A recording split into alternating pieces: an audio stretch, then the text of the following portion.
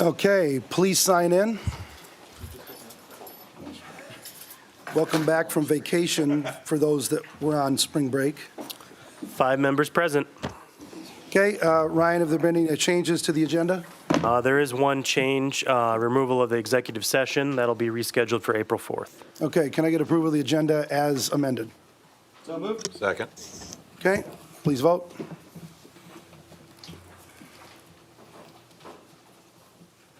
Five yes. Okay, item 2, Citizens Forum. Now is the time for anybody who'd like to address the council on any items that are not either a part of public hearings or new business to address the city council. Come on up and give us your name and address. Yes, yeah, sure, Milton. What?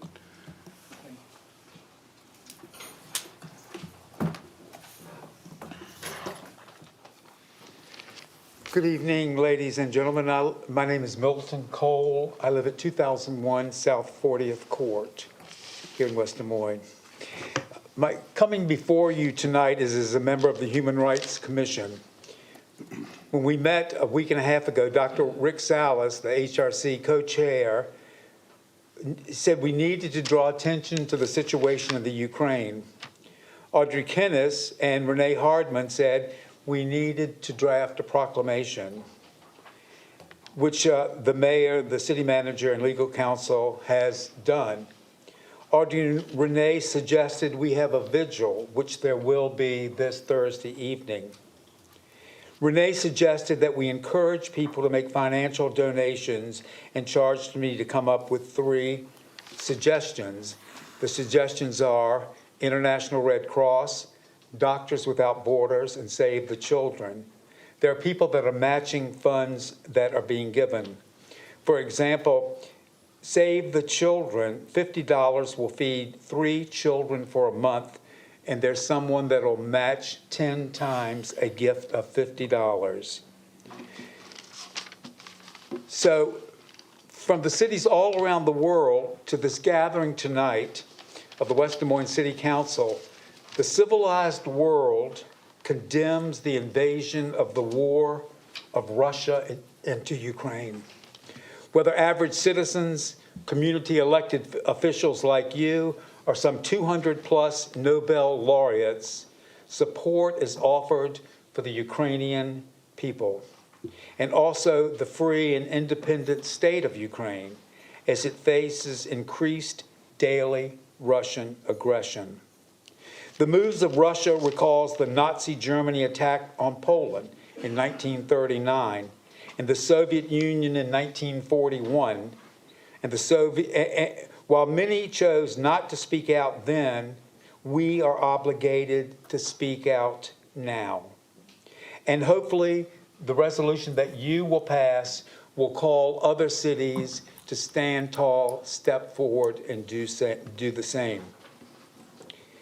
Putin's military moves, and now these moves parallel previous historical aggressive military acts of war. I heard today, driving over here on NPR, that in the Ukraine now, 10 million people have been displaced. They've lost their homes in Ukraine. That is 5 times the population of Iowa, 5 times. So in passing your proclamation later in the evening, we are saying we, the people of West Des Moines, join the world community in condemning this aggressive, hostile military action. These actions of Putin against the country of Ukraine.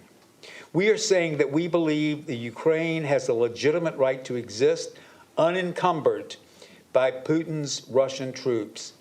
The Russian invasion, without question, violates the United Nations Charter, which states, quote, all members shall refrain in their international relations from threat or use of force against the territorial integrity or political independence of any state.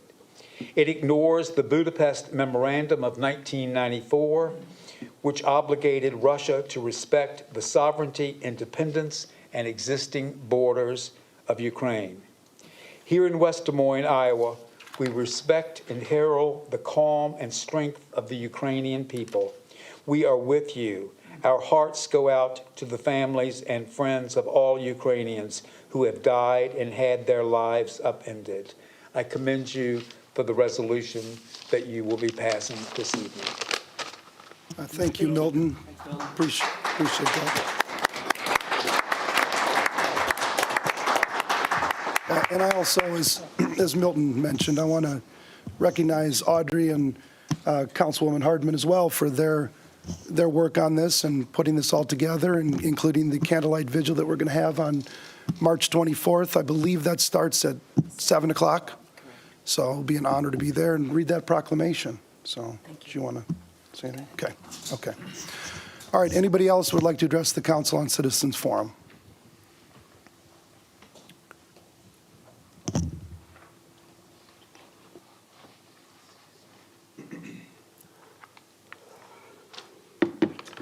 Good afternoon. My name is Dr. Vicki Long Hill. I'm a resident of 136 10th Street. With dismay,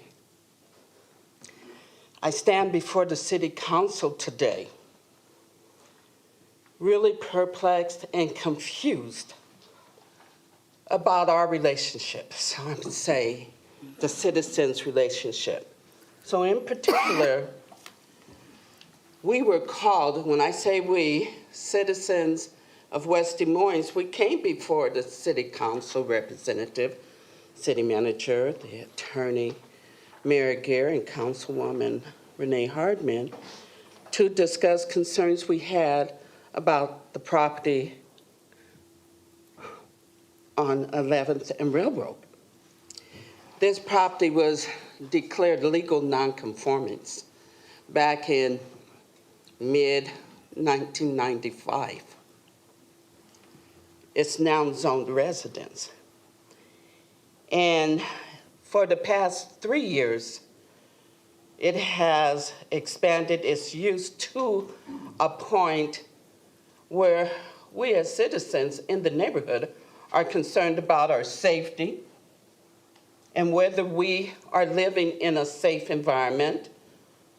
I don't have time to go through the whole story, but in 1995-96, the city of West Des Moines, in that area, Valley Junction area where we live at 10th and 11th and Maple, there was a plume that was found that stretched all the way to Holiday Park, contamination in the ground, various chemicals, the DNR, the EPA, as well as, I want to say it was a petroleum company, I want to say Sears, down from Kansas City, came, did what was necessary to eradicate the ground contamination. It contaminated the water in West Des Moines in that area. Of late, the last 2 or 3 years, there's been cars being painted in the area. There's been junk and debris that's been allowed to accumulate in the area. There's been inoperable vehicles in the area. I don't believe the sign is in conformance with the code, but I could be wrong, but my memory tells me that some 10 years ago, the city outlawed the type of sign that is now present there. I could be wrong, but that's not the issue. This property has been allowed to expand its use. The best that I knew in my conversation with the department head, including your legal counsel, good friend, we talked about legal nonconforming use. There is a new Supreme Court case that came out maybe several years ago that does affect legal nonconforming use, but it does not affect it as it relates to our neighborhood in the way the use and operation has been allowed to exist. After coming before the city expressing our concerns, we're waiting to hear back. We're waiting for something to be done because that's what we were told. So last week, we get a letter from Polk County Attorney's Office, AG's office. What is this about? And Asked several other neighbors in the neighborhood. Yes, they got one. Called Polk County attorney. They said they don't know what it's about. But they want us to come for mediation. I said, but what is it about? We can't tell you. I said, but it's threatening litigation. Who is threatening litigation? What is this about? Was never told, but we appeared for this meeting today at 9 o'clock, and there sent Council Representative Kevin Trevelyan. Thank you for being there.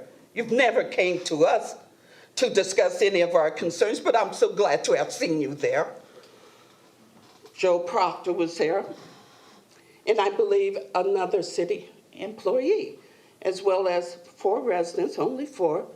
I asked the AG's office to set it at a time when other residents come, but that wasn't done. However, it got to a point, I walked out.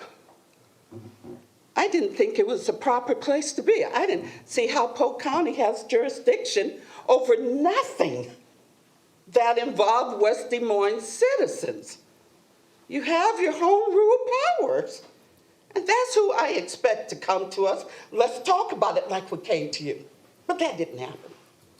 And I had to leave because I wouldn't sign an agreement that said to the mediation, and in there was just a language I couldn't live with, and maybe Dick, you'll understand this. It says there's legal rights. You may be, this may affect your legal rights if you enter into this mediation. I said, I don't want to enter into a mediation that's going to affect my legal rights. I'm not giving up any rights. They told me I had to leave. And I said, I don't understand. I've been engaged in preparing consent decrees, and I have never prepared a consent decree without first having a conversation to find out what it's about. I asked, can we do that? No. So I had to leave. However, Birch Property, the tenant at Birch Property was present with a young lady. She was not invited, but I was told that only people who were invited could stay there. She didn't have an interest. She just said, oh, I came here, I'm a friend. Not a wife, not a girl, whatever. Vicki, She was allowed to say. I hate to interrupt you, but everybody gets 5 minutes, so if you could, I'm gonna wrap it up. I know you're passionate about this, I know you're upset. I am, I'm very passionate you could because wrap it in up. the end, I left, but I heard, and my sister can address it, that we were told that that property is in compliance. You got 3 stacks of tires that are stacked 6 foot, 7 foot high, and it's in compliance. Junk and debris all over, it's in compliance. And I'll leave today by saying I had to call the police because somebody came by my house up the alley, like 4 houses away from this particular property, revving the car, and then hollered, "You're a racist. You're a racist." I've lived in this city for 50, 60 years or more. I've never had that done to me. At this property, 20, 30 years, I had to file a police report because now what? I'm facing harassment because of my views and my position. The city should have never put us in that position. And I'm asking for the city to still sit down with the residents like we came to you and explain to us what's going on. Thank you. If I might, Mr. Thanks, Mayor. Vicki. Yes, please, Dave. I would like to, I take full responsibility, Vicki, from as far as the city goes. We've been trying to work with Mr. Birch, as you know. It's very difficult to kind of determine what was existing on the date that that property became non-conforming because the city was going to buy it, so there was no record made. But be that as it may, you are correct. We've been working. We tried to get Mr. Birch to put a fence up. He wasn't able to do that or willing to do that. Those tires are in violation. We've talked to the fire marshal about that. They're not. They need to be 50 feet away from the building, and they can't be more than 10 feet high. As far as the county is being involved, I had no idea that you were having any sort of meeting. The only relationship that we have with the county is that we reported it to the Department of Health. I think you did, and we followed up with that. And they required that the painting stop in the parking lot. So we have been working toward that end, but I will say I've been dilatory as far as resolving that with Mr. Birch. We've been kind of going back and forth, and Jessica Spoden in my office did a lot of work, and so But again, that is my fault that we haven't resolved that. But I have no idea. I had no inkling that the county was meeting with you or anything. I didn't know that there was any city employees there today. I'm not even sure, other than Councilmember Trevelyan, if there was a city employee. Maybe there was or not. But anyway, I want to apologize to you. Thank you, thank you. And I don't want to prolong this because it can go on, but the DNR had a news article in the Register about a month and a half ago that said in that area, they have found forever chemicals that will never go away. And they said 4 wells, didn't identify them. I'm gonna check further. The wells are at 10th, 11th, and 12th on Railroad, and one at 12th and Maple. Forever chemicals. So That land was is, supposed to cease use, or we were told that this would happen again. so is there supposed to be follow-up here then? I mean, can we do something to follow up and make sure that everything's taken care of? Right. Well, we suggested to Mr. Birch, or we told him that it's going to have to operate. There's some issue about towing, because it had been a towing, and there's a disagreement as to whether or not he's lost particular uses. But we've got it narrowed down to a few things, and there are some violations that are unquestionable down there. So again, we are working on it, and I do apologize, but I know there's a lot of difficult issues down there, just personally as well as commercial, professionally. So Thank you, thank you. Renee, go ahead. I want to first of all thank Miss Vicki Longheel for coming to the council to address her concerns. I think we all sit on this dais to hopefully get citizens' engagement. And we get it in a lot of forms. And you're right, I was part of an original meeting when this issue was discussed. But I want the record to be clear that I felt all of this was still being kind of worked on, and that the next step is that you would be contacted as a citizen. And again, I'm not trying to throw any staff employee under the bus. I am, though, want to make it really clear that I think before this mediation letter was sent to you again, that we should have reached out to you about this process. So I appreciate your apology, Dick, but I really feel like at some point we have to really decide on what is in violation and what is the city going to do to correct this violation. It's just been going on for too long. It's been going on for too long. And so I've gotten calls after calls on it. I don't know what is in violation, isn't in violation. So I'd like to know at some point within a week, what is truly in violation and what is the city going to actually do and getting it in compliance, or notifying him that something's going to happen. I think at that point, this is what we owe our citizens. no, I don't disagree. And again, I was not aware of any mediation that was taking place with the county. Maybe somebody else in the city was, but I wasn't. But that doesn't matter. The problem is trying to come to some resolution as to what is actually a use that was existing at the time that it changed over. Because there's various accessory uses like towing, storing of vehicles, how many vehicles can they store, where can they store them, how long can they store them. And I met with Mr. Birch and Councilmember Trevelyan, I don't know, Kevin, it was 2 months ago, I suppose. So it's a contested issue, but I take responsibility because it should have been resolved by now, so we'll get that done. So this is something that's going to be handled on the staff level, doesn't need to go to like public services for final resolution or anything like that?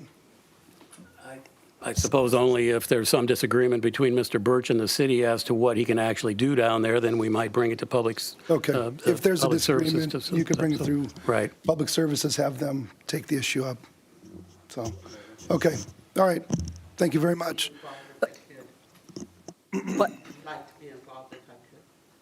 If it It's a goes public before meeting. public services, if you could make sure Vicki has notice and can show up, that'd be great, so, okay. And then I think one other final thing, as staff show up for mediations on behalf of the city, I think that you should be notified, Dick, so that you're aware of it. Yeah, So It's I'm kind tr- of unusual that we'd have the city notified, and it would come through some department. I don't know if that was a breakdown in communication or what, but I was not aware that there was a mediation. And Councilmember Trevelyan, can you tell me, do you know? I got an email from, I can't think of her name, from Polk County, wanting me to go to this mediation.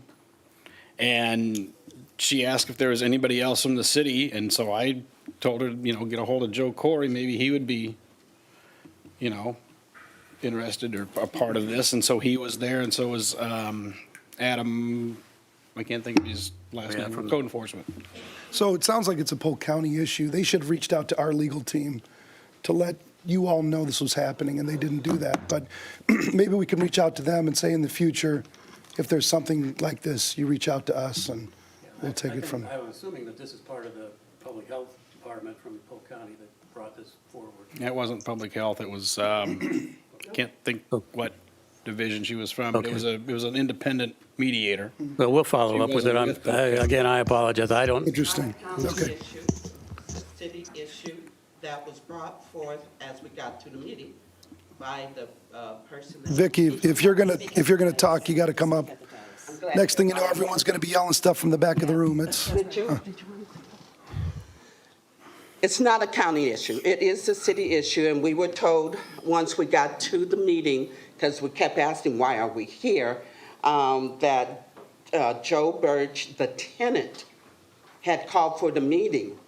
He had spoke to his attorney. From the letter, it seems like you do mediation or further legal action will take place. So that's what we were told. So it is a city issue. Never should have been there. I was surprised to see our city officials. And then in the meeting, I have a good spirit of discernment. I said, something's not right. I'm not signing off on it. I was surprised that our city representatives signed off to agree to be in something that's considered private and confidential and not supposed to be discussed with anybody else. How can public officials do that? It's public record. All right, well, Dick, going forward, keep Vicky involved, and it sounds like everybody was reacting to what Polk County sent out, and so we need to contact Polk County, make sure this doesn't happen again, and we will work with you going forward to try to figure out resolution of I this. really do. So, And Russ, the private and confidential part, that was on the part of the mediator. But she was not at all against anybody, talking about this with others, with their neighbors or whatever it might be, unless they had an issue with, talking about something that they felt should be confidential. But the mediator said she was not going to keep any of her notes and whatnot. So that was where the confidentiality was. So. okay, all right. We'll move on. Anybody else like to address the council on Citizens Forum?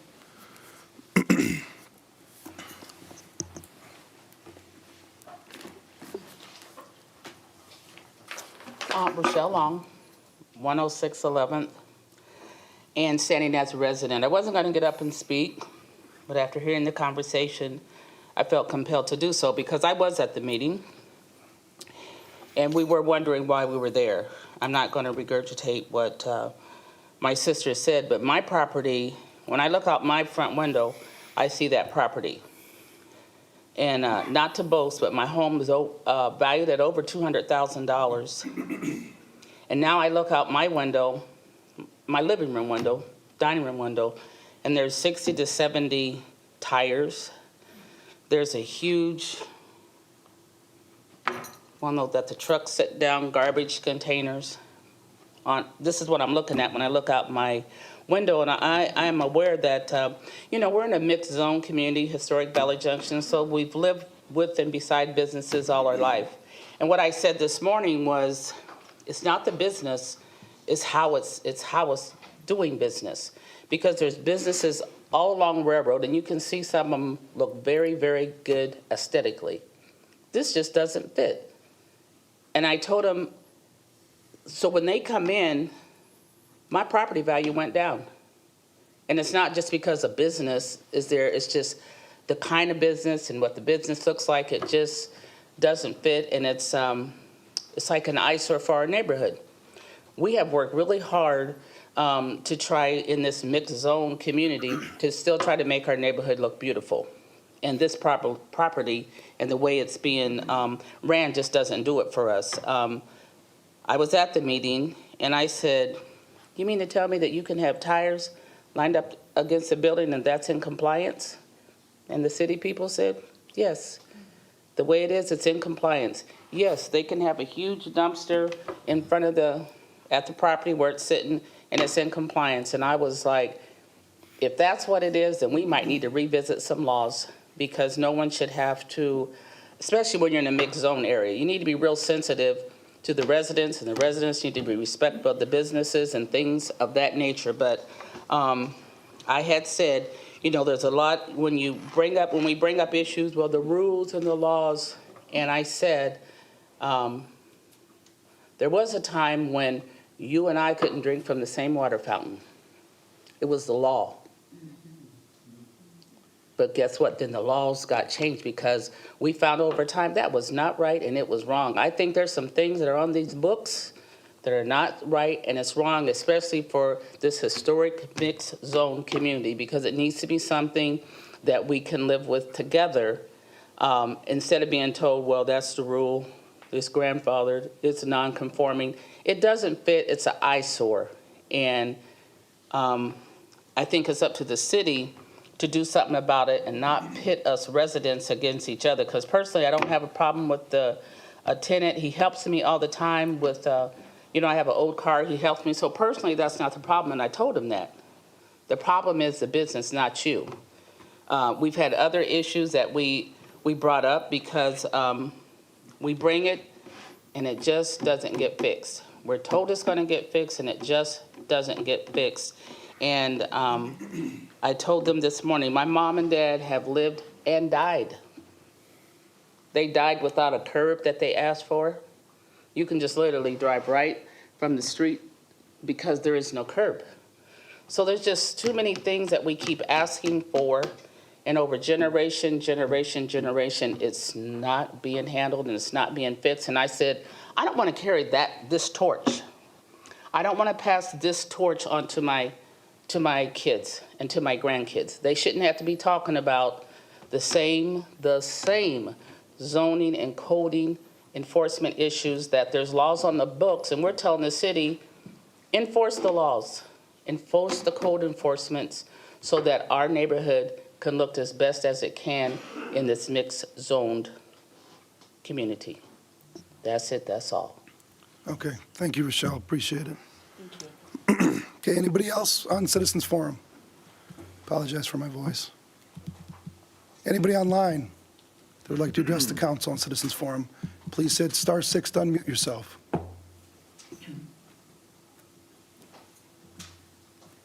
Okay, hearing no one, we'll move to item 3, Mayor, Council, Manager Report, Other Entities Update, and we will start with item 3A, recognition of Governor's Life Saving Award recipient Chad Gillespie from Public Services Operations Specialist. Recognize Brett Hodney. Ryan, where do I get into that?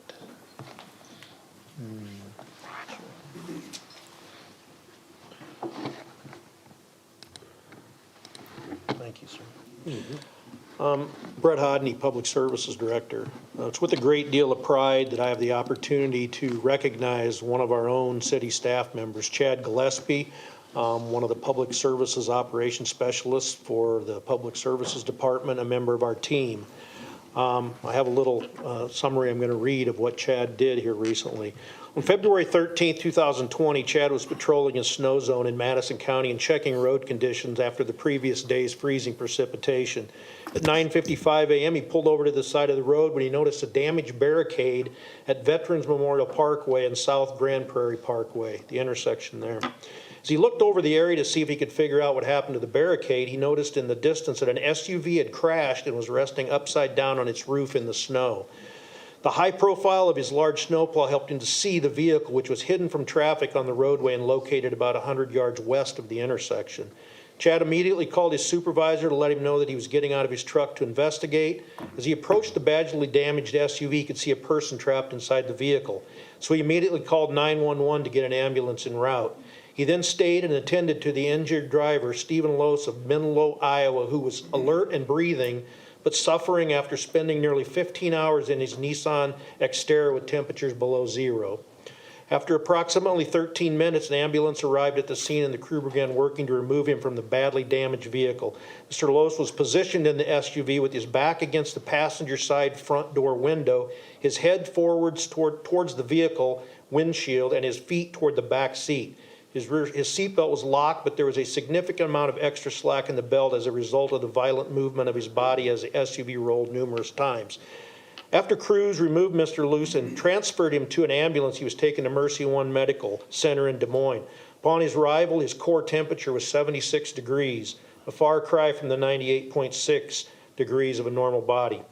Due to the severity of his injuries, he was transferred by life flight to University of Iowa hospitals and clinics. The law investigation showed that on the night of the incident, Mr. Luce contacted his wife at 6 p.m. and said he was about to leave his job in Ames and travel home. When he didn't arrive several hours later, his wife Melissa became concerned and called 911 to report that her husband didn't arrive home for the night and wasn't answering his cell phone. Law enforcement from Guthrie County, Dallas County, and the state parole were also contacted, but officials were unable to locate Mr. Lose. The investigation also found that when the accident occurred, Mr. Lose's vehicle continued west straight ahead at the T intersection, moved rapidly up a steep embankment, and then went airborne. The vehicle landed and rolled over several times, coming to a rest on its roof facing north. The driver's side of the vehicle was smashed toward the passenger compartment. Fortunately, Mr. Lose is alive today and recovering from his injuries, having lost both hands due to severe frostbite. He has also endured several surgeries of his feet and is hopeful that with intense physical therapy, he may be able to walk again, which he is now doing. Although his recovery has been challenging and painful, the Lose family is forever grateful to Chad for the critical role he played in saving Stephen's life and comforting him as they waited for an ambulance to arrive on that bone-chilling day. So with that, I'd just like everybody to take an opportunity to thank Chad for the recognition that he got from the governor for his life-saving efforts. So.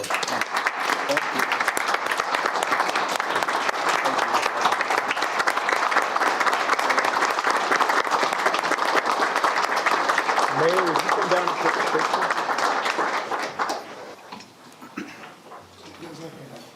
It's all good picture. Come on.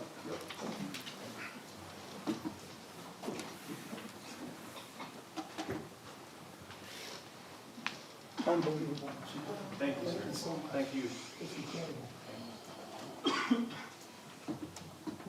Thank you. Thank you very much.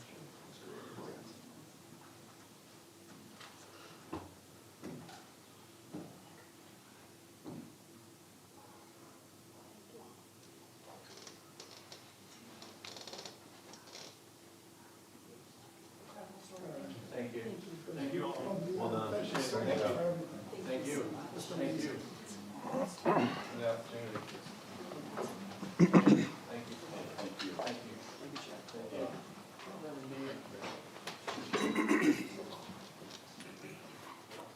Good job.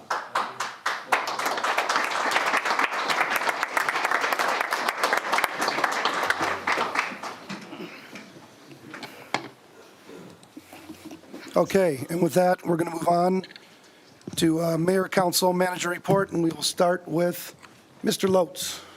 Nothing to report, Your Honor. Okay, Kevin, Nothing to report, Your Honor. Renee, Yes, thank you.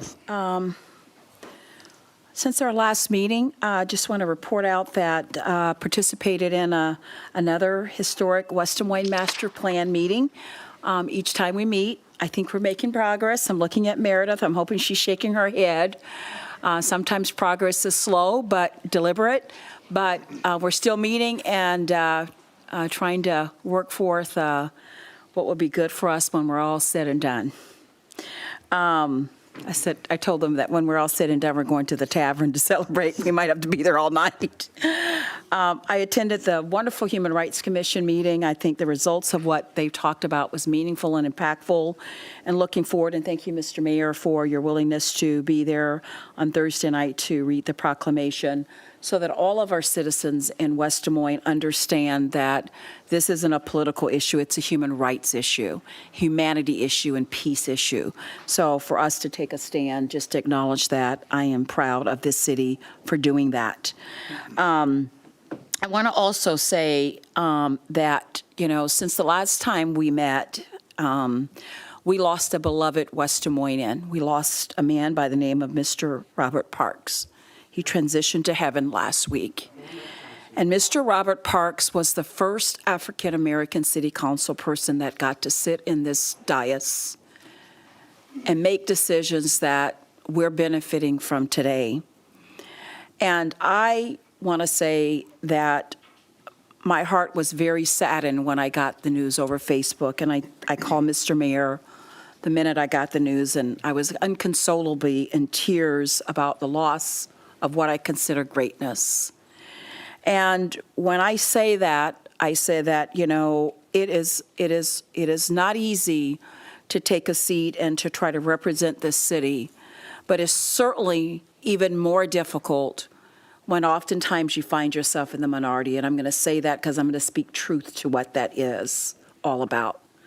But he did not allow his race or anything to hold back making the best decisions that he could for this city.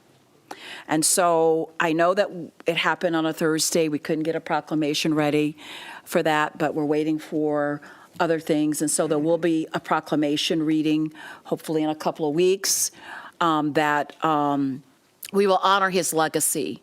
But I stand on his shoulders as a sitting city council person for a man that gave everything at a time that it was incredibly challenging and incredibly difficult. I honor him, and I am sad. And West Des Moines has shrunk when we lost Mr. Robert Parks last week. Thank you, Renee. Yeah. And with that, I'd just ask everybody to have a moment of silence here in honor of Councilman Parks.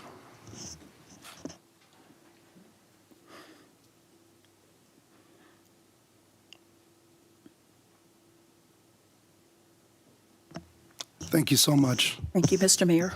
He made a huge contribution to our city, served a long time, and we are forever indebted and grateful to him and his family for his service, and we will recognize him.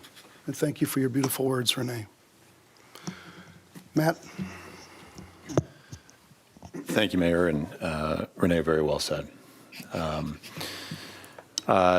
Over the last couple weeks, we've had a few meetings that I wanted to update folks on. I know we had I think either a workshop or some activities following last council meeting related to a piece of legislation that was moving through. And so firefighter Travis Boots and Fire Marshal Witzel and I got together last week, learned a little bit more about the impact of some of this legislation. We took some of that feedback to the legislative subcommittee meeting on Friday that we have every week during session. And I know that the folks that the city has engaged to represent our interests on the Hill have carried some of those very specific stories and examples to policymakers that are involved in this bill. And I understand there's a subcommittee that was held today on that bill, and it's understood that, at least as I sit here now, that significant changes are happening to a portion of the bill that I know there was a lot of concern expressed, and that I think we all shared relative to building codes and specifically related to public safety. So obviously we continue to watch that diligently, but I do believe progress is being made on that front. We also had a Bravo board meeting last week, and I'm happy to report that I believe that there are a couple new recipients in funding that are going to be announced very soon. And so I think it's great to see, organizations based here in West Des Moines being supported by the local hotel motel taxes that are, being generated and provided to Bravo. And then finally, we also had an Icon Water Trails meeting last Thursday morning. And they continue to move forward with the Fleur Drive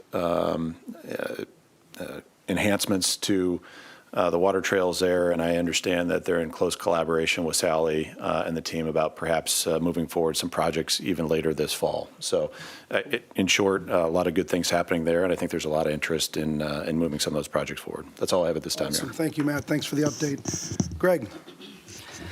Thank you, Mr. Mayor. Just a few things. We had a F&A committee meeting a couple Wednesdays ago, and just a couple of quick points. I just wanted to give some kudos to Tim Stiles and his team in the finance department. They found a way to pay off some extra debt early, so that's always exciting to do, and we get to do that as a city.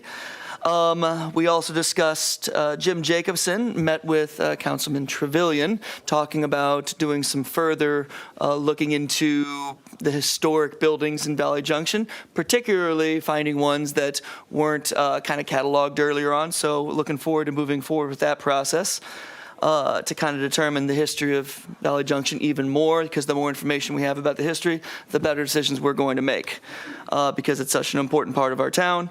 And then we continued having a couple of conversations about the watershed just south of Valley West, so just north of Interstate 235. And I know Brian Hemeseth has had many conversations with me over the past couple of years about. So just for everyone, so you know what we're talking about, if you're coming from downtown Des Moines and you're getting off at Valley West Drive and you pull up on the ramp and you could head down toward Valley West Mall or head left toward Valley High School, just to your right, it's a whole mess of stormwater. It's a mess of stormwater. But fortunately, Iowa DOT, thanks to work of our engineering department, we're going to work with Iowa DOT since it's right there in the freeway right away. We got to work with them, but they are very, very willing to help out, and so we can make some stormwater improvements. So that's what's happening there. We talked about that at F&A. At our Parks and Rec Board meeting we just had last week, Sally and her entire team were nice enough to share just some statistics about registration day revenue. So if you're a parent like I am, March 1st on every single year, it's a big day because that's when summer program registration happens. And at that exact moment, apparently, there's 1 million people ready to register because the registration figures that our Parks and Rec Department are cataloging on one day this year are pretty robust, we will just say. So we just know that thousands of families are ready to register because in one day it looks like between the Recplex and our summer programs, about $190,000 worth of registration just in one day. And that is roughly 40 to 50% higher than 2019, pre-pandemic and everything. So kudos to the Parks and Rec team because they run great programs. And it's obvious because everybody hops on day one to register for these great programs. So, and I think that'll do it for my report Awesome. for tonight. Thank you for the report. A lot of pent-up demand. People want to get back out there. So, Yeah. Tom? No report, Your Honor. Okay. We'll move then on to item 4, the consent agenda. Are there any items that any council person would like to have pulled?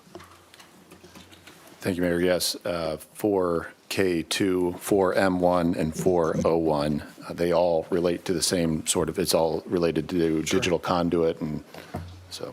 Okay. Anybody else? If not, I would take a motion to move the remainder. So move. Okay. Please vote. 5 yes. Okay, give me a minute here because I forgot my cheaters. Okay, Which one first? 4K2, you said, right, Matt? Okay, 4K2, approving change order number 3, Digital Enterprise, Segment 5, Phase 3, Raccoon River Crossing. Yeah, I'm just going to be abstaining from this item and the other 2 items I referenced, All given right. the potential conflict. Renee? Move. Move approval of the item that you just. Okay, is there a second? Second. Okay, any discussion? Please vote. 4 yes, 1 abstention due to potential conflict of interest. What's the next one? 4M1.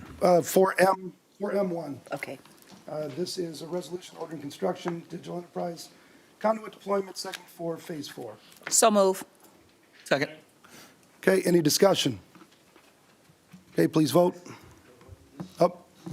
We, Have anything regarding that, just after this, could I please ask you for permission to speak? I know I'm late. unfortunately, you missed the time for citizens forum.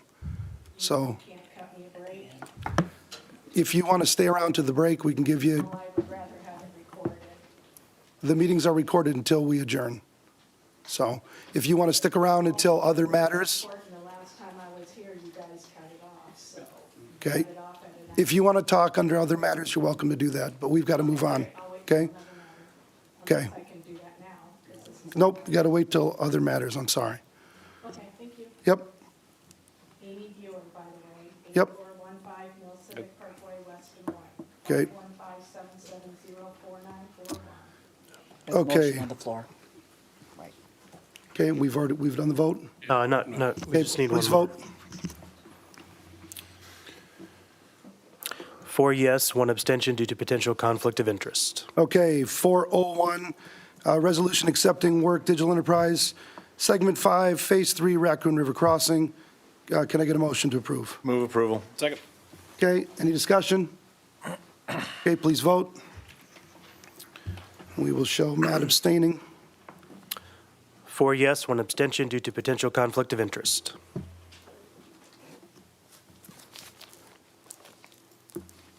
Okay. Old business, item 5A, Oxford Development Southwest Corner, West Town Parkway, 92nd Street. Amend the zoning map to establish single-family residential land use and zoning, and amend the South Maple Grove planned unit development to remove ground from the PUD, Encompass Holdings LLC. We have got 2 ordinances for approval, the second reading, waiver third, and adoption of final form. We've got an ordinance to amend the PUD and one to amend the zoning. We've got to take those separate. Can I get a motion to approve the ordinance amending the PUD? Move consideration of the second reading. Is there a second? Any discussion? Okay, please vote.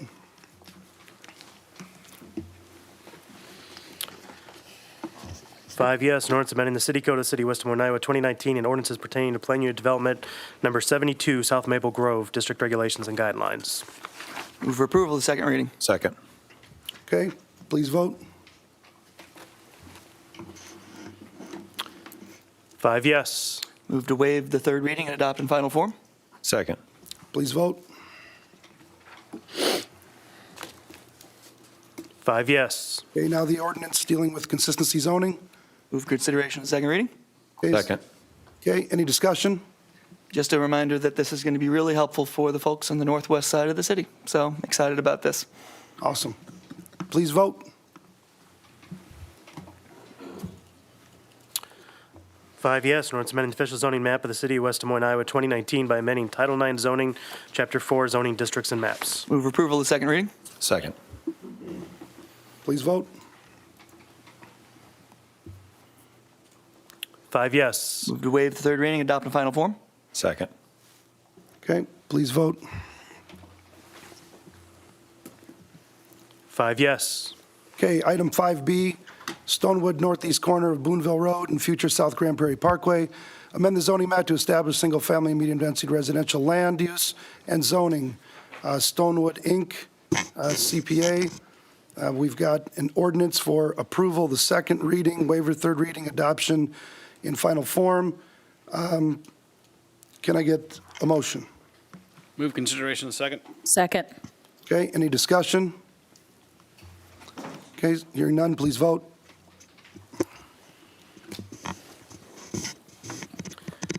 Five yes, an ordinance amending the official zoning map of the city of West Des Moines, Iowa, 2019 by amending Title IX zoning, Chapter 4 zoning districts and maps. Move approval of second reading. Second. Okay, please vote. Five yes. Move waiving the third reading and adopt in final form. Second. Okay, please vote.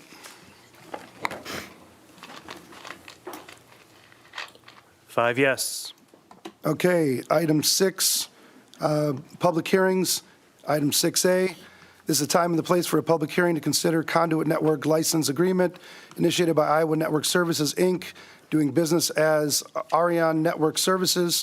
Ryan, would you please read the date that the notice was published? March 11th, 2022, in the Des Moines Register. And have we received any written comments to this hearing? None, Your Honor. Okay, anybody that would like to come to the dais, give us your name and address. You have 5 minutes. Please keep your comments to 5 minutes. I'd also ask that you keep this germane to the subject at hand. It's regarding the conduit, correct? Yep. Okay. Please give us your name and address, and away you go. Okay, my name is Amy Buer, 8415 Mill Civic Parkway, West Des Moines. Regarding the conduit, the city council had a secret meeting that only 33 people watched the video and took up to $10 million that was meant for the people and the people for the pandemic, and then put it towards a conduit. And so most people in the city of West Des Moines didn't even know that it happened. Thank you. Thank you, Amy. I would just address that by saying that there have been no secret meetings in regards to any of this. Everything we do, we've got to publish a notice and get that out to the public 24 hours in advance, which we did. Anybody else that would like to address the council on item 6A? Okay, I guess I would like to make another comment then about that. How long had the city have been hoarding up to $10 million for pandemic relief for the people in the city of West Des Moines? Do you have the answer to that? Well, the answer I would say is, number one, we weren't hoarding any money. Well, let's skip the hoarding then. How long Two, were I you would keeping the tell money? you that we've got federal funds that we're going to be using to address that, as well as some other funding, and we've had some cost overruns based on the pandemic, based on labor shortage, based on supply chain issues. So we increased the budget for that, and we are putting the money towards that. How long did you keep the money before you had a quick meeting that you have meetings once, then you skip a week, and then you have another meeting? But instead of having a meeting and then skipping that week, you had the meeting to pass those pandemic funds on this week instead of this week. So I didn't even have time to get something together besides writing a quick letter saying that, no, I don't approve to that, but I don't think anybody cared that I did not approve to that. Thank you. Okay, thanks for your comments, Amy. Anybody else who would like to address the council on item 6A? Anybody online, please hit *6. Okay, hearing none, I will declare the public hearing closed. We've got a resolution for approval of the agreement. Can I get a motion, please? Motion. Okay, is there a second? Second. Okay, any discussion? Okay, hearing none, please vote.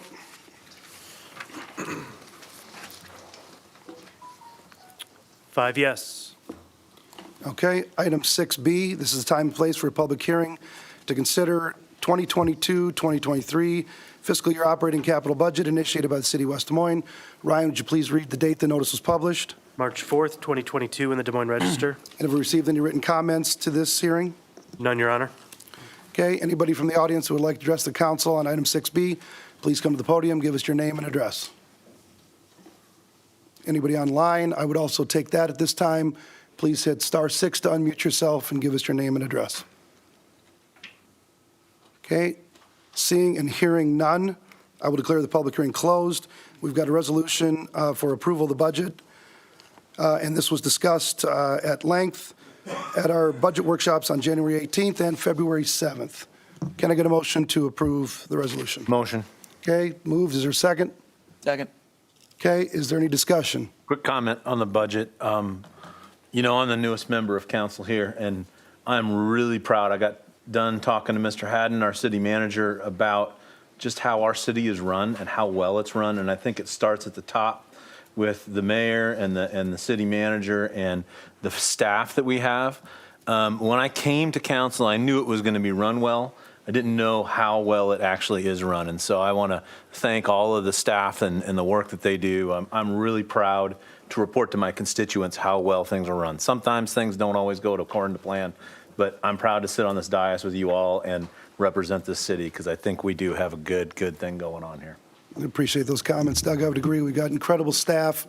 They always have us prepared, always work through all the issues that we may face, iron out the budget, and just can't say enough about our staff. So, Yeah. any other comments? Yeah, Renee, go ahead. You go ahead. Oh, I was echoing those comments, and it's always good to see when we have a city that's growing like our city, it's important that safety is first, and so understanding that we have first responders and that we're increasing the number of first responders, emergency personnel in our city, that's always great to see because, again, the safety of our residents is very, very paramount. So it's always good to see that added because it's important, it's what our residents expect. Agreed. Thank you. Thank you, Greg. Go ahead, Renee. Yes, Your Honor, thank you. I'd like to also say ditto to the meaningful comments that were shared here. As my fifth year and fifth budget meeting, each year you look at that budget, and transparency is the name of the game here when we are on city council. And there is more detail than one could care to ever imagine in that thick binder that's about this thick. And so that is transparent to the citizens of West Des Moines. So I really want to thank the finance staff for all the work that they do to allow us to be able to spend 8 hours on a budget and look through and do some push and pull on some things. But we don't have this AAA rating bond and all of the recognition we get from the taxpayer associations. And I know I don't have all the names of the organization quite right, but we are really in a small league of municipalities that have all of those ratings that have a lot to do with our financial wherewithal and our financial status and what we have here in West Des Moines. So I, too, want to echo the compliments that are given to the staff and to the team. And, Tom, it starts with you and how you govern this budget, how you lead the budgeting process. Everybody don't get their wish lists. And priorities are set based on what we have to do. So it starts at the top, and it starts with you, Tom. Thank you, Renee. Any other discussion? Okay, please vote.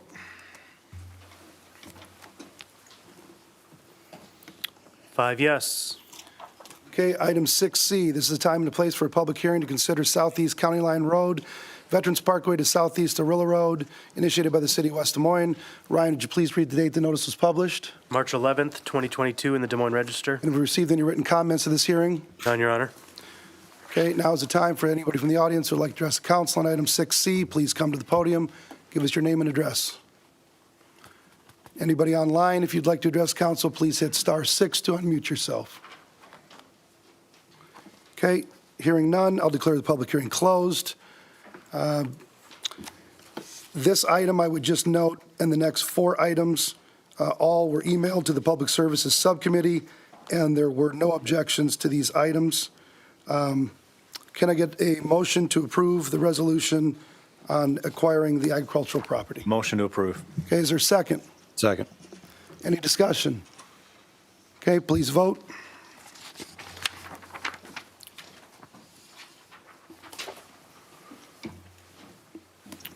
Five yes. Okay, item 6D. This is the time and the place for a public hearing to consider Digital Enterprise Conduit Deployment Segment 4, Phase 2, initiated by the City of West Des Moines. Ryan, did you please read the date the notice was published? March 11th, 2022, in the Des Moines Register. And have we received any written comments to this hearing? None, Your Honor. Okay, anybody from the audience would like to address the council on item 6D, please come to the podium and give us your name and address. Hello again. My name is Amy Buer, 8415 Mills Civic Parkway, West Des Moines, Iowa. My phone number is 515-770-4941. Please call me if you have anything to talk to me about. And the additional thing that I would like to say about the conduit and the money, the pandemic money was for people that are in need, okay? Needy people. And the conduit is going to be for people that can afford the services after that, after the conduit is put in. I'm not going to be able to afford that. So the money was for the needy, and it's going to everybody but the needy. Thank you, Amy. Anybody else like to address the council on item 6D? Okay, seeing none, I will declare the public hearing closed. We've got two resolutions and a motion which we can take at the same time, and I would just address Amy's comment by saying I'm very proud of the money that we put to help people with rent assistance and mortgage assistance throughout the pandemic. And we put hundreds of thousands of dollars to this. And Althea Holcomb from our Human Services Department, I'm not sure if she won an award, but she basically came to talk to other people about how we worked under the pandemic and got money to people in need through this. She was an example to others. And no, Amy, I've declared the public hearing closed. I'm sorry. Any discussion at all from the council? I want to just make one comment, because this kind of came through F&A, I believe, or at least I remember talking about it in committee. And I think maybe, the constituent who is confusing two different sets of facts. There was money that is going to the digital enterprise conduit that is from the federal government and had that mandate to go with it, and that's what's being placed here, not COVID restricted money in any way. So I just want to make sure that the facts are set straight. Thank you, Doug. Amy, I've closed the public hearing, so no. Sorry, Amy. Amy, please. I'm going to have to rule you out of order and have you removed from the chamber. Okay, thank you. Okay, we got, as I mentioned, I should have asked for this before. We have two resolutions in motion we can take at the same time. Can I get a motion?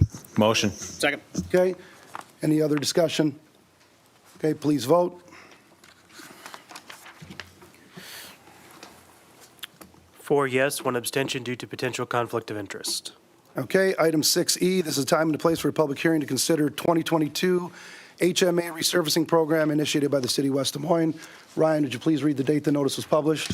March 11th, 2022 in the Des Moines Register. And have we received any written comments to this hearing? None, Your Honor. Okay, anybody from the audience who would like to address the council on item 6E, please come to the mic and give us your name and address.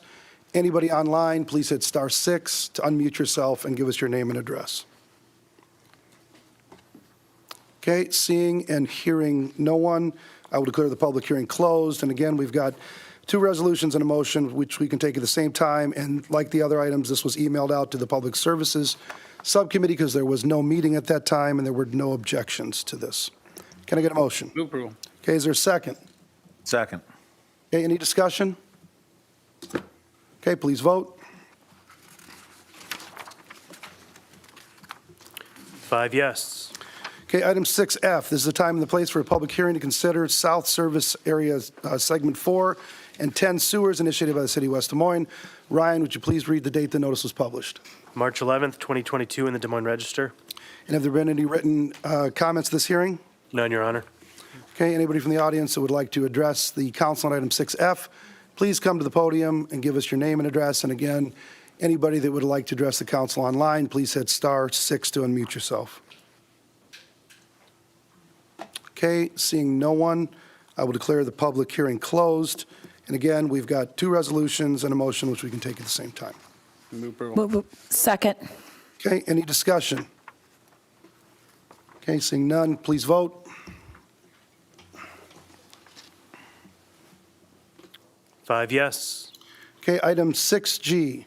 This is the time and the place for a public hearing to consider 2021 parking lot repair program initiated by the city of West Des Moines. Ryan, would you please read the date that the notice was published? March 11th, 2022 in the Des Moines Register. And have we received any written comments to this hearing? None, Your Honor. Okay, anybody from the audience who would like to address the council on item 6G, or anybody online that would like to address the council, please hit *6 to unmute yourself, come to the podium, give us your name and address, and I shouldn't have mixed those two up.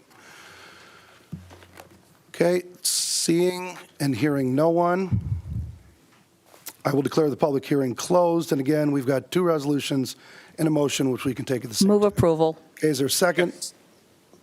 Second. Okay, any discussion? Seeing none, please vote. 5 yes.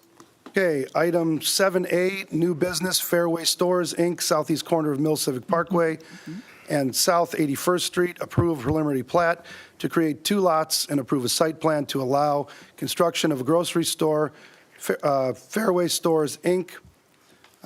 We have got a resolution for approval of preliminary plan and site plan, plat and site plan. There are no outstanding issues, but there is one condition of approval, and that is the applicant install a section of the buffer once that is deeded, the right-of-way is deeded from the city. And this also came through P&Z on a unanimous vote. Can I get a motion to approve the resolution? Motion. Second. Okay? Any discussion? Russ, I just want to point out, I believe you said Mills and South 81st, it's South 91st. Oh, South 91st. Got your reading glasses? Well, you know, I turned 50 the other day, and it's just all been downhill since then.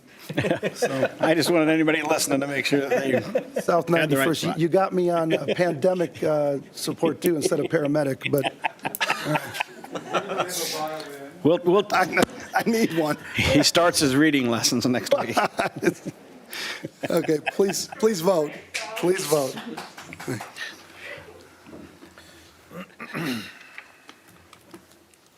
Five yes. Kevin, you're my watchdog. All right, item 7B, Scooters Coffee Kiosk, 830 First Street, approved site plan to allow construction of an approximately 700-square-foot drive-through coffee kiosk. First Street Limited Partnership, we've got a resolution for approval of site plan, and there are no outstanding issues, but again, there's one condition of approval, and that is that this site plan approval is only for Scooters portion of the site, and that any future development of the site would have to require review and approval of any major modification. And again, this came through P&Z unanimously, and the council approved the first reading of the ordinance as well at our last meeting. Can I get a motion? Motion. Okay, is there a second? Okay, any discussion? Just say that this morning we had a development and planning subcommittee meeting, and that one of the primary topics was the interest in drive-throughs and our ordinances within the city, and specifically within PCP zoning districts. And this is just another example of the market demand for those sorts of things. And we moved forward some, I think, good policy concepts about trying to be flexible with where we can further allow these sorts of developments to exist. I don't know that this exactly fits within that PCP designation, but it is an example of why we had our meeting this morning and moving some of those things forward. I'd appreciate you guys looking at that. DNP does a lot of heavy lifting, Yeah. so Yeah. thank you. Any other discussion before we vote on this? Okay, hearing none, please vote. Five yes. Okay, resolution to approve contract with West Des Moines Association of Professional Firefighters, EMT paramedics, and EMT basics, local 35, I think that says 86, Kevin. 86. 86. Move approval. Okay, is there a second? Second. Okay, any discussion at all? And I believe we're just extending this. We had an agreement in place, and we're extending this another year. Yep. Okay, hearing none, please vote. Five yes. Okay, item 7D is the FY 2022-2023 hotel motel tax allocations.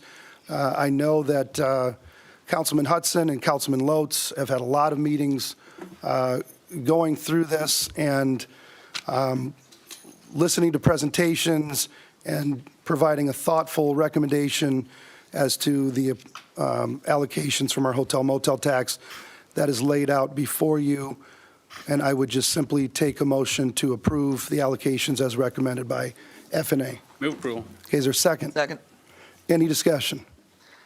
Yeah, really quick about this. So when it comes to these particular allocations, if you looked at throughout the packet, it kind of mentions, you'll be able to see that actually the fund balance is going to drop quite a bit, because I know that the folks who do apply for this hotel motel fund monies per se, I know that they're bringing a lot of value to our community.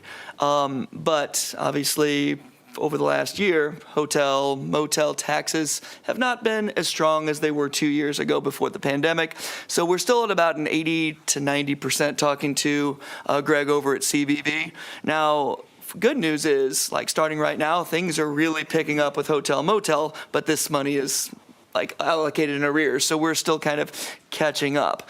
And so with that in mind, there were some fundings that only got like 80 to 90%, but we did want to provide certainly monies available for those who are bringing value to the community in a lot of different ways.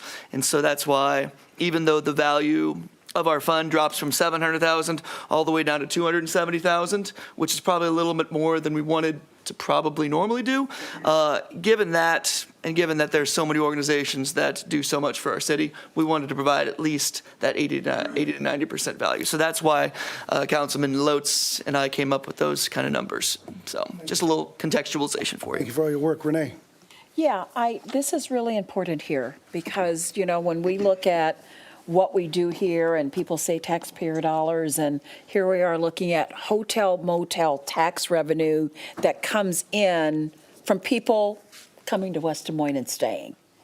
And so when we have a chamber that's out there promoting West Des Moines and other entities, it's really trying everything we can to get the hotel motel tax in a position that's here because we give out a percentage of that to these nonprofits. I look at this list of organizations, and I'd love to give more, and I hope that as this hotel motel tax situation gets better because we are getting out of a COVID environment, that there's more dollars to allocate. So this is really good work that we're supporting such wonderful organizations that are doing great things right here in the city. And I'll encourage and ask Lucinda to once in a while feature some of these organizations on our website that we are supporting, and what their services are and what value they're adding to the city. So I look at this every year. I can't wait till it comes out. I like to see how you figured it out and who got stuff and how and the fairness of the process. But there are some noble, wonderful organizations doing noble, wonderful work in West Des Moines that's benefiting from hotel, motel tax. Thank you. I couldn't agree more. I think you guys did a phenomenal job working with what you had. We got a lot of great organizations that are receiving this funding. And I would note as well that I'm not sure how many other cities provide funding to organizations like this in need out in the community.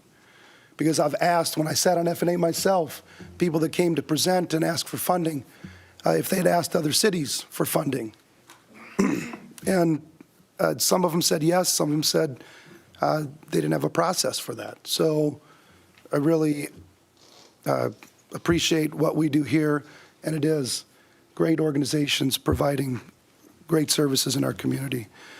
So I would have liked to have seen a little bit more for the MLK Jr. Holiday celebration, but we'll work on that over the years. We'll get some So, corporate-private partnerships to help us with. sounds good. Sounds good. And Mayor, just to be specific, that was not a part of our process at this exact moment. Yep. Nope, I So get it. that was I get a bit separate, but a great discussion to have for the future, Yep. no doubt. You know, We will work on that. the one comment I'll have is, being the first time through this, it was really fun to see all this work that these organizations are doing in our city. And it was fun to see, you know, the different application of the funds and that. And I think I myself and Councilman Hudson have some ideas on how to try to drive that forward with some more maybe structure, I guess I would call it, around it in coming years, because we had, you know, I think it's just something that's great. And I think that there are ways that we can continue to grow that and then distribute those funds to the deserving folks within the city. So Appreciate the comments. Any other discussion? Okay, I believe that we've had a motion and a second. Am I correct? yes. Okay, please vote.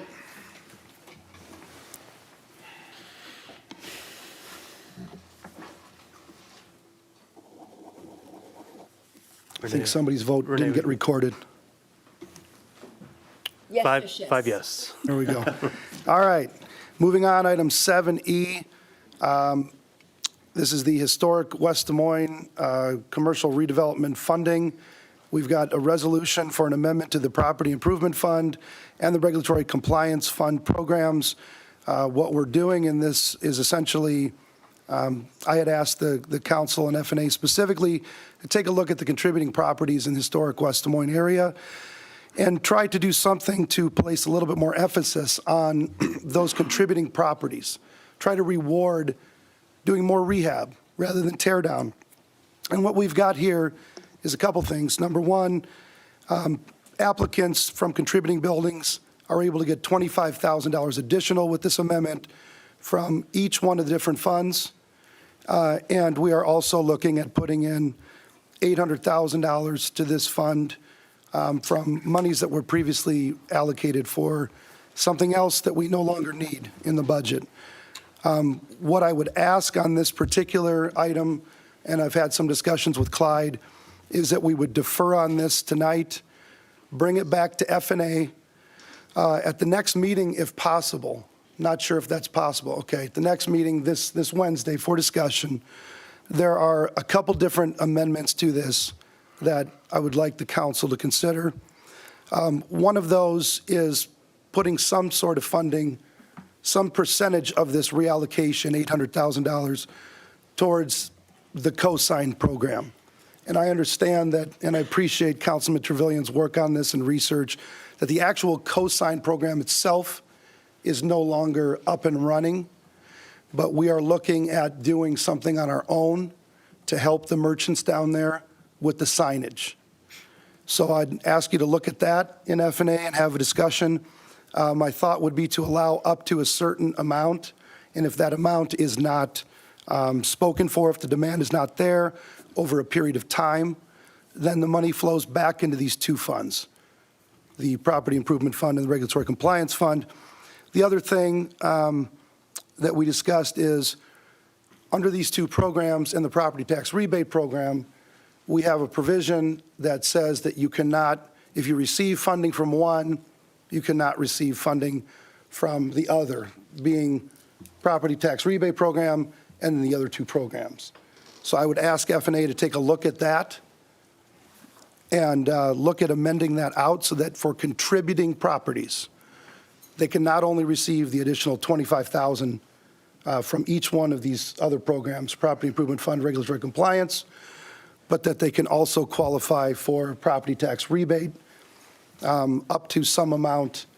I know we have a thing in place that says that the incentives from the city cannot exceed 35% of the money invested in the property, and that may need to be addressed in this as well.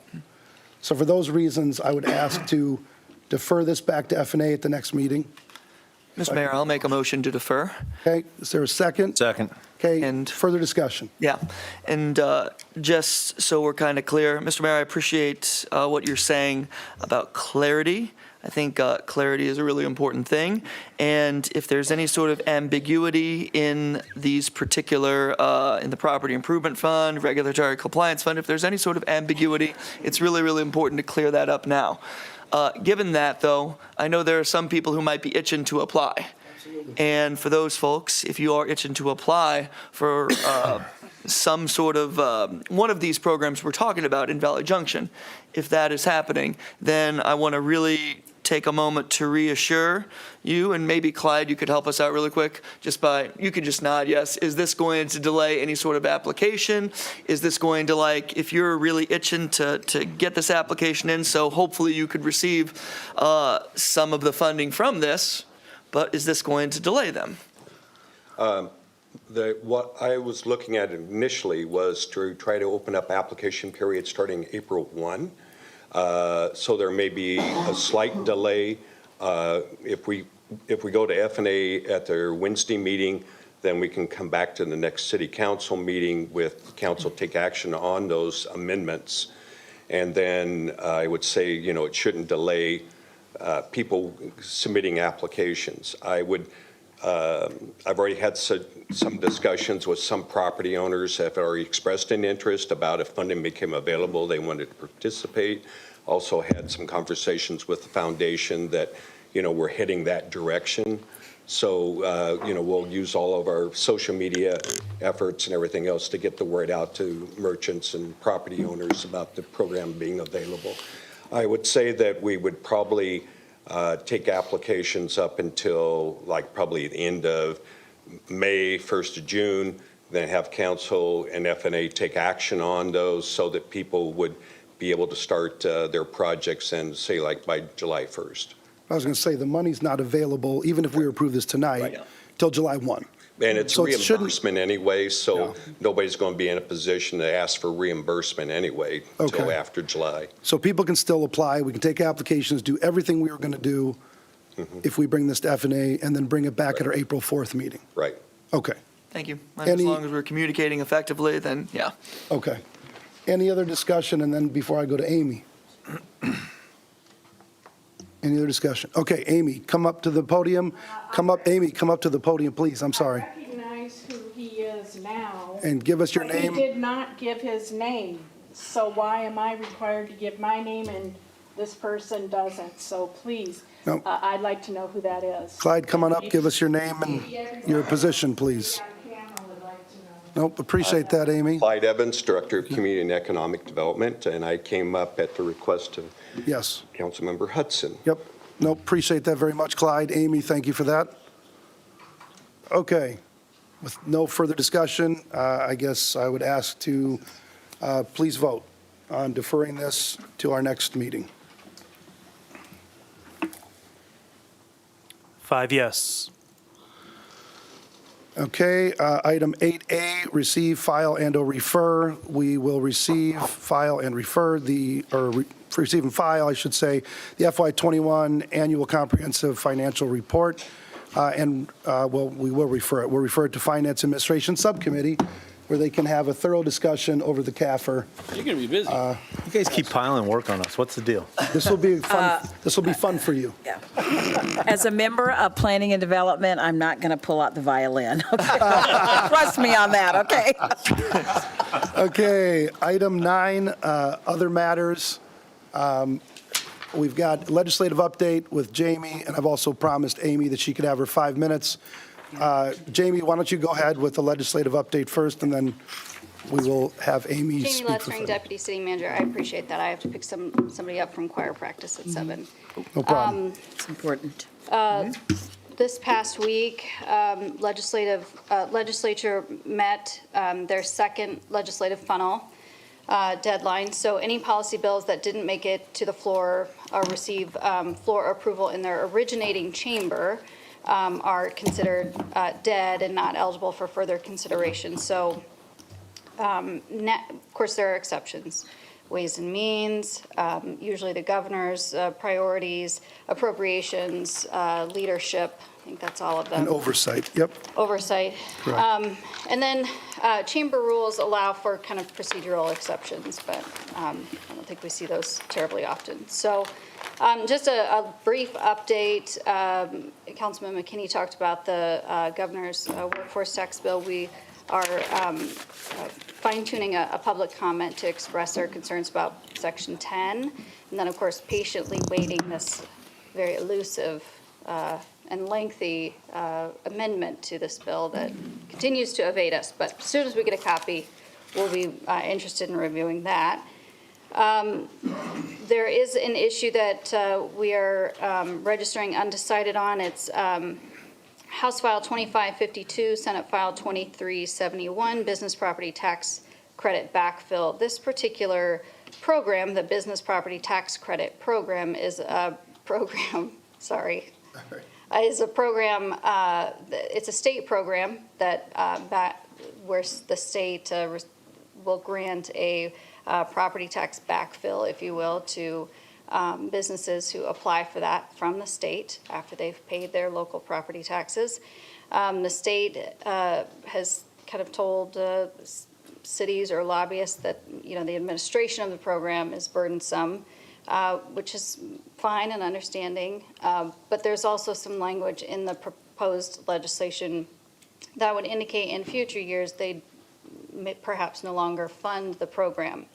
I remind you, this is a state program that backfills property taxes for businesses, not a program we originated. So There's some significant cost impact to that, around $650,000 annually to the city, $50,000 of which is TIF dollars. That's 10 cents to our levy, or we often put things in terms of public safety employees. That's 6 public safety employees. It's a lot. Yeah, that's a lot. Jamie, can I ask, though, that fiscal impact doesn't come in year one, does it? Isn't that in fiscal year 2030? Well, we yeah, don't- certainly, but I mean, Okay. Still. But 2030, so we don't get hit right away, but it's in 2030, we potentially. whenever the state would decide to no longer backfill to us, that's when we'll see that fiscal impact. Okay, gotcha. So we are currently registered against because it's, as I said, it's the discussion at the subcommittee level was it's not our program. So for the state to continue to offer the program and then not fund it doesn't make any sense to us. So we're working on some, conversations we're having with people to try to find an opportunity for an amendment to see. We'll see if there's time for And we're that. filing undecided because? We filed against. Against, okay, all right, just want to Yeah. double check that. And then just echoing Councilman McKinney's comments about the governor's workforce bill, we are kind of tweaking some, there's only 250 characters permitted for a public comment when you register undecided on a bill. So we're just using our words very carefully there to try to make And sure. how many words they allow you? 250 characters is all. It's even So. spaces. Yeah. So we're trying to make the most of our space, but so far, Got to be creative, that- use numbers instead of Right. words. So we're just stressing that this particular Give bill us a lesson. removes localities from being able to, operate a fire code within their jurisdiction, that type of sentiment, generally speaking. So other than that, the last couple of weeks, there's still a lot of work to be done in terms of the budget, so we'll kind of wait patiently. Many of these things happen in the 11th hour. I've noticed the last couple of years, there's kind of a calm before the storm for a couple of weeks where not a whole lot happens and then everything happens. Is that inaccurate, Mayor? No, it's right on. I know that we've got great people up there working on our behalf, and I'm just grateful for that. I know there was an amendment floated on the bill that you were talking about, and it was a reasonable amendment. The problem is that it would have negated all of the property tax cuts for all of the small business owners had the state not hit that $125 million, or the claims exceeded it by 1 penny. So, no, Right. we got great people up there doing great work for us. and Tough. It's tough going. So, yeah. Any questions for me on those items? You said great people, who? We have great people up there. Well, we got Kevin, we got Matt, and we've got Okay. Tim Coonan and Sydney Gangstad. Oh, I see. They're great lobbyists. They're working hard for David us. I Edelman see with them up there. Cornerstone. David Edelman I try to with the try to stay coalition. Amy carries I a can be lot of reached by weight. phone.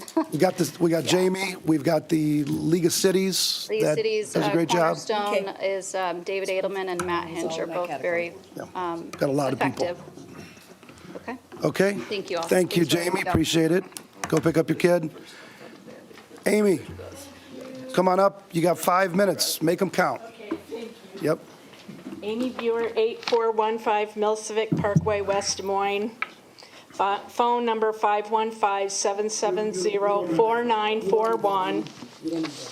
Okay, I live across the street from a 6-story glass corporate building, and the EMF radiation and dirty electricity is affecting my health. And I had a quick conversation with you, Mr. Mayor, and with the city attorney, and I ended up having to walk out on the meeting because it just wasn't a very nice meeting. You two ganged up on me.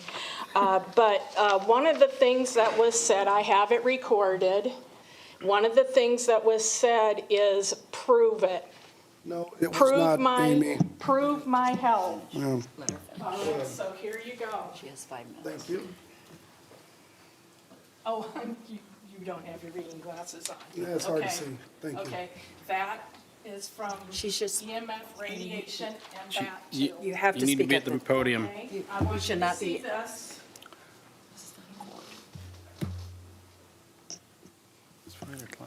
There was nothing wrong with my health. There was nothing wrong with my health before that 6-story glass corporate building. All the horror that it put me through with all the construction and the road widened in front of my house, and then there's still going to be more construction. And Renee, Cherry, is that your first name, Cherry? I'm sorry, Amy, let's keep this to your points. We were just I'm not talking sure about what your point is somebody with this. dying earlier and how sorry, and yes, I'm sorry that that person died, but I'm dying too, and you just saw my proof. What is the city of West Des Moines gonna do about it? You put that building across the street from my house, and now I am dying. Thank you. That's all I got. Amy, in that meeting, we offered to have Mid-American Energy come out and measure the EMF radiation at your property. You objected to it and immediately stormed out of the meeting. I did not So object. We're happy to call Mid-American Energy and have them come measure I that. already know, Mr. Mayor, that any machine that they can do cannot measure it properly. How do you know that, Amy? Because I called a university and they told me. Well, Mid-American Energy says that they've got that capability. We were willing to do that, and we're still willing to do that. It's sad. So just let us know, and we will talk to Mid-American. It's sad. Thank you. All right, thanks for coming. May I please? Really quickly, Vicki. Yes, Vicki Long, Hill 136, 10th Street. As I came forth on the citizen forum, but I wanted to come back to say, could we please have a report from our city councilman, Trevelyan, as to what was discussed at the meeting today, and if the communication, it appears as if there was a rallying cry or bias behind the property owner, and they may have been given some miscommunication which they relied upon. I'm not certain. So as a city council person, the transparency to the public, could you please provide a report as to what was said and what was agreed upon verbally, or if anything? Thank you. Yeah, I'll get you something. Okay. And with that, anybody else have any other items? Mr. Mayor, one more comment. Sure, Amy, you got one more comment, and I mean one more. Chapter 657, I have a loss of property. Okay, thank you, Amy. And with that, our meeting's adjourned, and we're going to adjourn into our workshop, I believe. Do we still have a workshop, or is that an old? No, it's not a workshop. We don't have a workshop.